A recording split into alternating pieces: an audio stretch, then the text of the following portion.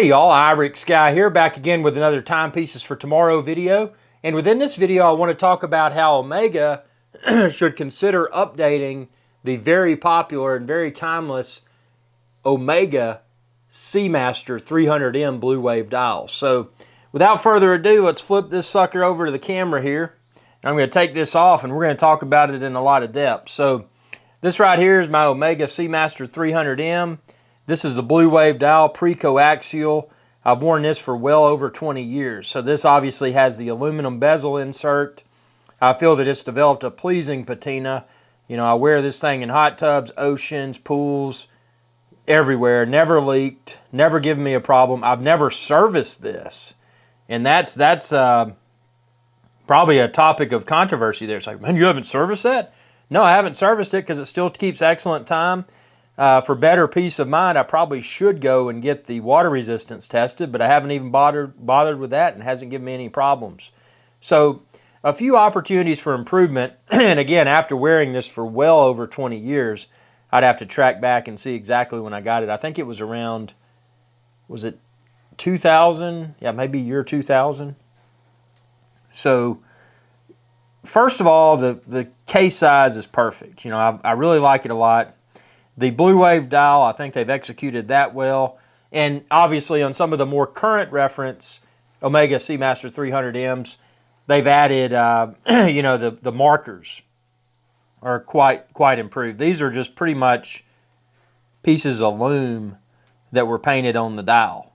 You know, not knocking it in any way, but it gives it a more tool look.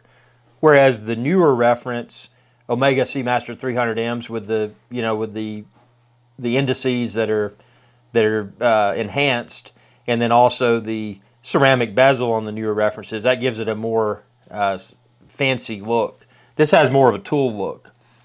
This helium release valve over here on the side, this has been a topic of controversy forever, but it's part of the design language of the timepiece. I don't know if they could necessarily take that off.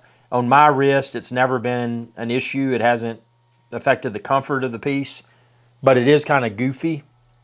But again, it's part of the wristwatch's DNA. Obviously, 1,000 feet, 300 meters water resistance. I can attest to that. It's very, very good. The bezel action is great.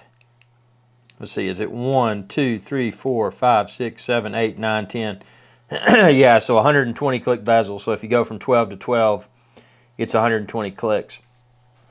This thing's been knocked up, man. I mean, I've banged it into walls, everything, and it holds up like a boss. So I think with the brush finishing that they have on the case, I think they need to keep that.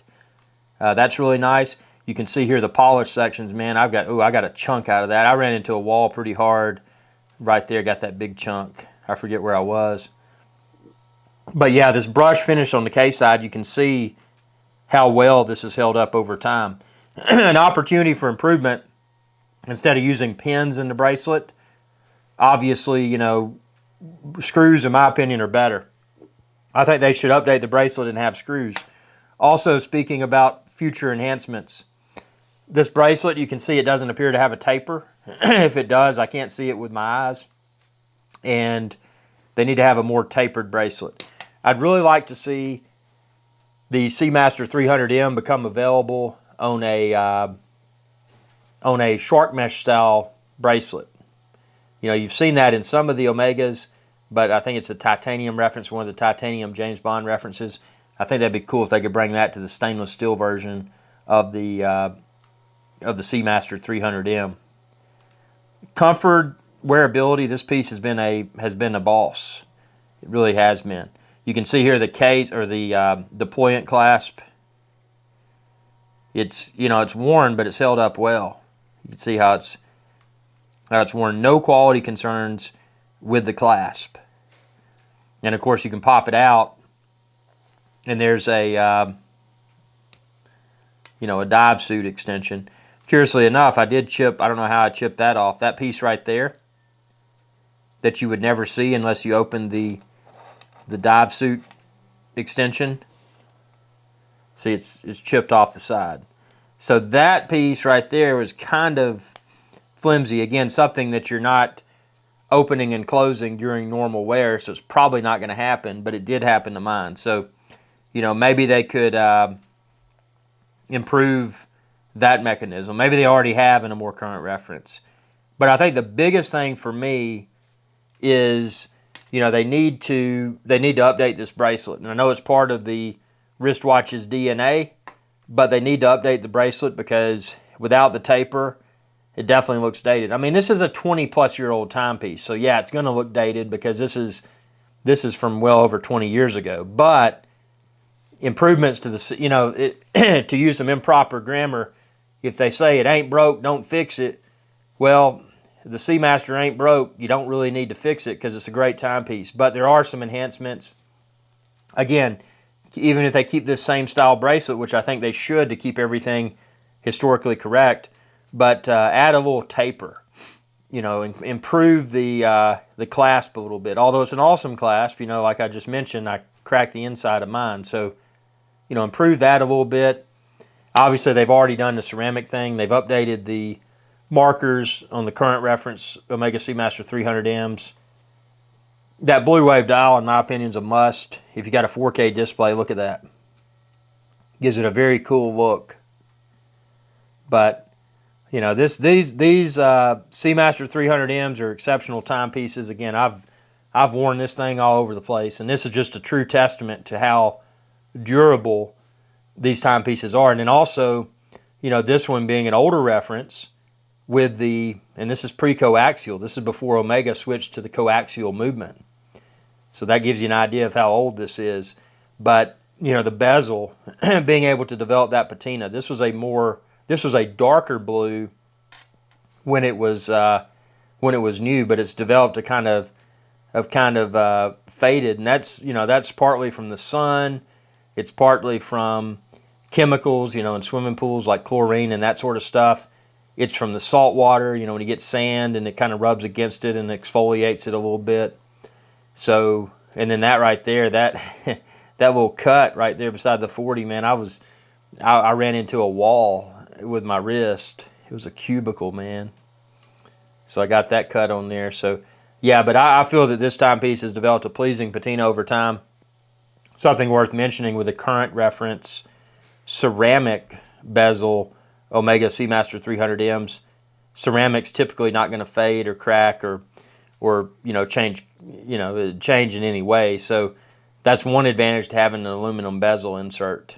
But I doubt, and I may be wrong, I doubt they would go back to using aluminum bezel inserts because ceramic is kind of the newer technology. But, you know, since this has an aluminum bezel insert, it was able to develop the patina, which a lot of people feel is a pleasing patina. I don't know. What do you think? Comment below. Do you think it looks bad faded, or do you think that it actually looks better? You know, wristwatches are meant to be worn, especially sports watches. They're meant to be worn, so it's not something you just want to put in a safe somewhere and never wear it. I mean, you definitely want to wear them. But yeah, these are my thoughts in regards to future enhancements for the Omega SeaMaster 300M. At a minimum, I would like to see the bracelet be introduced with a noticeable taper, because obviously according to today's standards, it looks really dated. But a shark mesh style bracelet option that's tapered, would be really cool. And the helium release valve,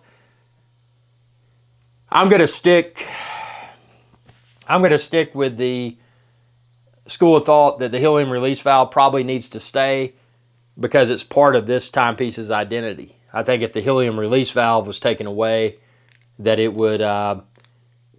really wouldn't be a SeaMaster 300M anymore. Sure, am I ever going to use the helium release valve? No, I'm not. But it's there for historical significance. So, you know, for that reason, I think the helium release valve could not be taken away. What do you think? I mean, I'm not a dictator.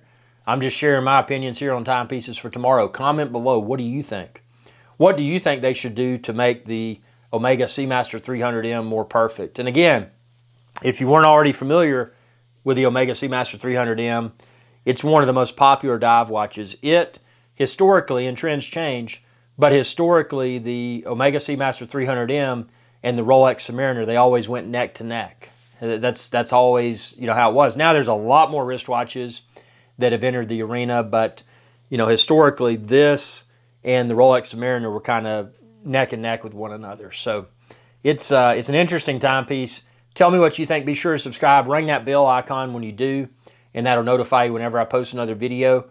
Be sure to check out all of my other timepieces for tomorrow videos and my timepieces for tomorrow live shows. If you want to tune in as a guest, join live. Every time I'm doing a live show, I'll post a Skype link, and people can tune in and chat wristwatches in real time. Appreciate your viewership. Most importantly, take care of your wristwatches. Wear them. Wear your wristwatches. Enjoy your wristwatches. And y'all have a good day. Hey y'all, Captain Irix Guy here. I hope y'all enjoyed this video. If you did, please be sure to subscribe. It's youtube.com/Irix Guy. And ring that bell icon when you do to be notified whenever I post another video. Thanks for your viewership, and y'all have a good day.